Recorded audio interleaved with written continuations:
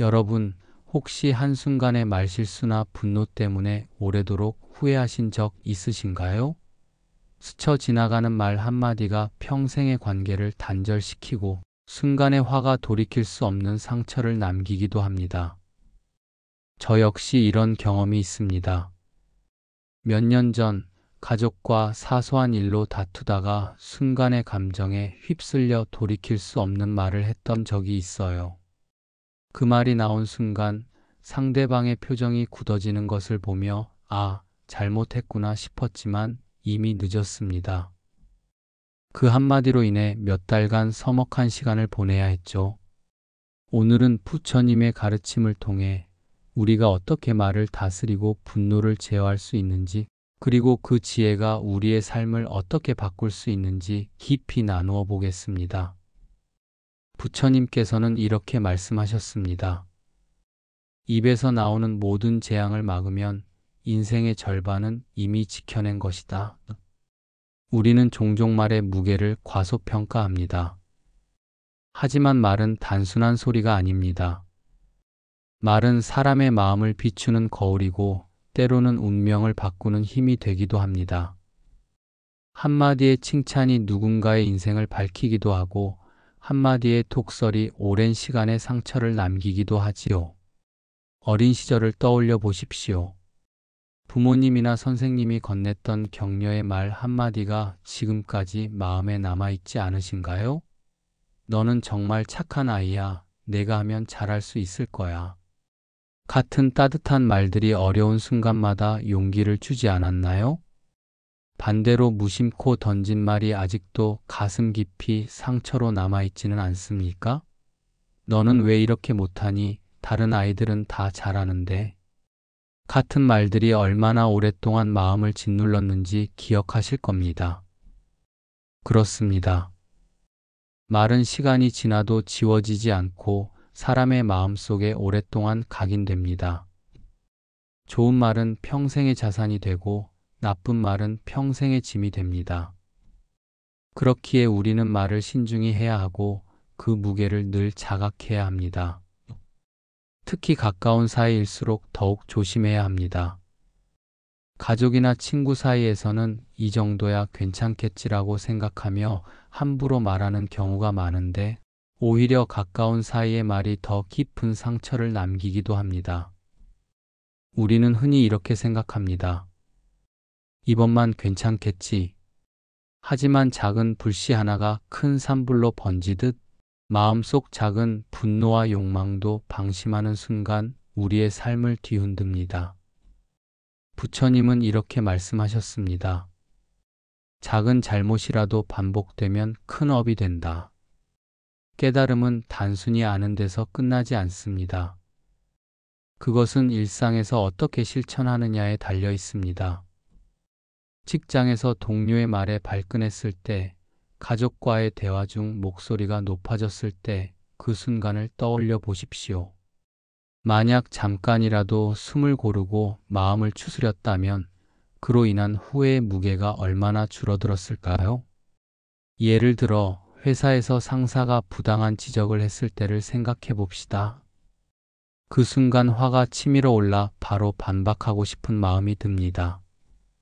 하지만 그때 잠시 10초만 참고 심호흡을 한다면 이 감정이 지나가기를 기다리자. 지금 말하면 후회할 수도 있어라고 마음속으로 되뇌인다면 그 10초가 당신의 직장 생활을 구할 수도 있습니다. 작은 순간의 자각이 곧 큰 변화를 만듭니다. 말은 결국 씨앗과 같아서 어떤 말을 심느냐에 따라 나중에 전혀 다른 열매를 맺습니다. 사랑의 씨앗을 심으면 사랑을 거두고 미움의 씨앗을 심으면 미움을 거둡니다. 부처님은 팔정도 가운데 정어를 강조하셨습니다. 정어란 올바른 말을 뜻합니다. 거짓말을 하지 말고 사람들 사이를 갈라놓는 말을 하지 않으며 쓸데없는 말을 줄이고 욕설을 삼가라는 가르침입니다. 단순해 보이지만 가장 실천하기 어려운 부분이기도 합니다. 왜냐하면 말은 우리의 감정과 직결되어 있고 감정이 흘러넘칠 때 말을 통제하기란 쉽지 않기 때문입니다. 첫 번째, 거짓말을 하지 않는 것. 이는 단순히 큰 거짓말만을 의미하는 것이 아닙니다. 작은 과장이나 편의상의 거짓말도 포함됩니다. 조금 늦을 거야 라고 말하면서 실제로는 한참 늦을 것을 알고 있다면 그것도 거짓말입니다. 두 번째, 이간질하는 말을 하지 않는 것. 어가 너에 대해 이런 말을 하던데라며 다른 사람의 말을 전달하는 것도 여기에 해당합니다. 이런 말들은 관계를 갈라놓고 불필요한 갈등을 만듭니다. 세 번째, 쓸데없는 말을 줄이는 것.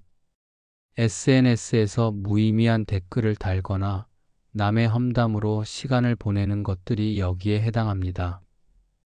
네 번째, 욕설을 삼가는 것. 화가 날 때일수록 더욱 조심해야 합니다. 욕설은 순간의 감정을 표현할 수는 있지만 결국 듣는 이에게 상처만 남깁니다. 우리는 말을 너무 쉽게 던집니다. 그러나 한번 나온 말은 다시 돌아오지 않습니다. 칼이 몸을 베는 상처보다 말이 마음을 베는 상처가 훨씬 오래갑니다. 몸의 상처는 시간이 지나면 낫지만 마음의 상처는 때로는 평생을 따라다니기도 합니다. 그렇기에 옛사람들은 3번 생각하고 1번 말하라고 했습니다. 오늘 하루만이라도 말하기 전에 잠시 멈춰 보십시오. 그리고 스스로에게 물어보는 겁니다. 이 말이 상대에게 도움이 될까? 이 말이 나와 상대 모두에게 좋은 결과를 가져올까? 이 말을 하지 않으면 안 될까? 단순한 질문이지만 우리의 말 습관을 근본적으로 바꾸는 첫걸음이 될 수 있습니다. 이런 습관이 자리 잡으면 자연스럽게 말로 인한 후회와 갈등이 줄어들 것입니다. 분노는 가장 무서운 독입니다. 불같이 치솟는 화는 그동안 쌓아온 모든 공덕을 한순간에 무너뜨리고 소중한 관계를 태워버립니다. 부처님은 말씀하셨습니다. 분노는 큰 도끼와 같아 법의 다리를 끊는다. 분노는 결국 나 자신을 갉아먹습니다. 상대를 해치고 싶은 마음은 독을 내가 마시면서 상대가 쓰러지기를 바라는 것과 같습니다. 하지만 결국 병드는 건 나 자신입니다. 억울한 말을 들었을 때, 이해받지 못했을 때, 우리 마음속에 불끈 화가 치밀어 오르는 순간이 있습니다. 그 순간을 떠올려 보십시오. 얼마나 뜨겁고 격렬했는지 기억나실 겁니다. 가슴이 두근거리고 얼굴이 붉어지고 목소리가 떨리는 그 순간, 마치 몸 안에 불이 나는 것 같은 느낌. 그때의 감정은 정말 강렬하지만 동시에 매우 파괴적입니다. 그런데 그 순간 화를 터뜨리는 대신 잠시 눈을 감고 숨을 고른다면 어떨까요? 분노는 물거품처럼 사라지고 후회할 일은 줄어듭니다. 이 감정도 지나갈 구름과 같다. 나는 이것에 휘둘리지 않겠다. 이렇게 스스로에게 말해 보십시오. 단순한 한마디가 마음을 지켜주는 방패가 될 수 있습니다.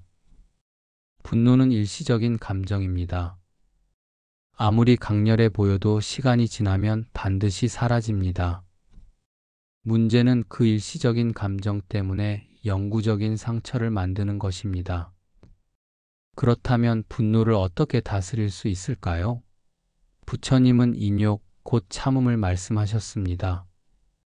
인욕은 단순히 참고 견디는 것이 아니라 오히려 진정한 승리입니다. 누군가 나를 욕했을 때 그 욕을 그대로 돌려주지 않는다면 어떻게 될까요? 그 말은 결국 그 사람에게 되돌아갑니다. 마치 내가 선물을 받지 않으면 그 선물은 결국 준 사람의 손에 남는 것과 같습니다. 이것은 단순한 비유가 아닙니다. 실제로 심리학 연구에서도 확인된 사실입니다. 다른 사람을 비난하거나 욕하는 사람은 결국 자신의 마음도 상하게 됩니다. 반대로 그런 상황에서 침묵을 지키거나 부드럽게 대응하는 사람은 마음의 평화를 유지할 수 있습니다. 침묵은 단순히 말이 없는 상태가 아닙니다. 때로는 지혜로운 선택이자 강한 힘이 될 수 있습니다.